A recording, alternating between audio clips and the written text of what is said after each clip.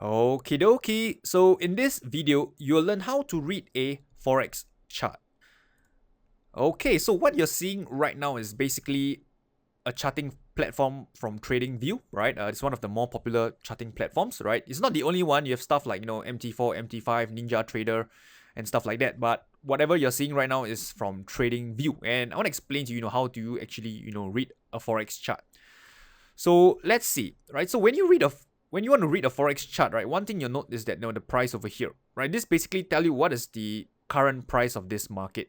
But one thing to bear in mind, if you studied the earlier lesson, the market always has two prices. Number one is the bid and the ask. So this one over here, right, depending on how your platform calculates, sometimes it's the average between the two. Sometimes it follows the bid, sometimes it follows the ask. So it really depends on, how your platform calculates the current price over here. But you want to know that there's always the bid and the ask. So how you would typically interpret this is, let's say the market right now is, let me just open up the order here. All right, so you can see, right, this is the bid, 31.27. All right, and the ask is 31.29. Remember, the bid is the price that you want to sell at, and the ask is the price that you want to buy at. So let's say, you want to buy, this is a dollar sing, right? This is the dollar sing. You want to buy one lot of this dollar sing. It's going to cost you the ask, right, is 1.3129. Okay, so this is the asking price, 1.3129. If you want to short dollar sing, the price that you will short at is 1.3127. All right, so the difference over here is what we call the spread, and this is basically what your broker earns, the spread from you. Okay, so let's say just an example. How do you actually make or lose, right? So again, right, if you just want to keep it simple, right, let's see what we can look at. How about New Zealand dollar? Okay, so again, it's all the same thing, right? We have the trading ticket here. Create new order. Let's say you want to buy, right, New Zealand dollar. The asking price is 7322.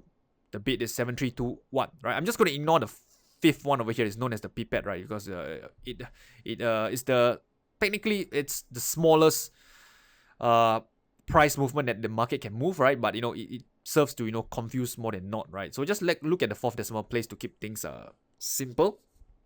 So let's say you long at New Zealand dollar at 7322, okay, and you sell it at 7330.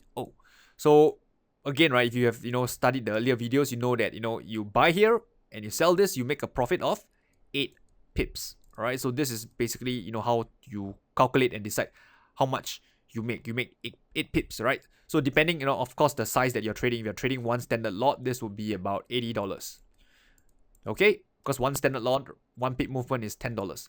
If you're trading one mini lot, it will be $8. If you're trading one micro lot, it will be 80 cents. All right, so this is how you kind of read the Forex chart. You're looking at the bid and the ask, the price you buy at, the price you sell at. So with that said, right, next thing that I want to show you is the different type of orders, right? Again, you have studied the 4 different type of orders. This is the market order. If you want to click buy, you will enter the trade right now at this asking price. This is where you can put your stop loss. Maybe it's a 50 pip stop loss, right? Or maybe you want to set an exact level for your stop loss. That is fine as well, using this price tab. Again, you have a limit order. If you don't want to pay the current market price, maybe it's too high, you can set the limit order to get at a cheaper price if the market does come to your level, right? Then you have a stop order, right? If you want to trade breakouts, right, you can set a stop order that if the market hits that level, it would get you into the trade, right? Usually the price would be at let's say if you want to, for example, you want to say you want to short the breakdown of this low, you would typically set a sell stop order, say somewhere over here. So it's typically lower than the current market price, right, for short trades. For long trades, it's just the opposite, right? It's typically, higher than the current market price. And another order that I think I didn't mention is basically a take profit order. This is quite simple, right? Let's say you buy, let's talk about shares, right? Let's say you buy some Apple shares at $100, right? And you have a take profit order at 120. What this means is that if Apple shares you long at $100 and it goes up to 120, which is your take profit level, you would exit at this price at 120, excluding any slippage, right?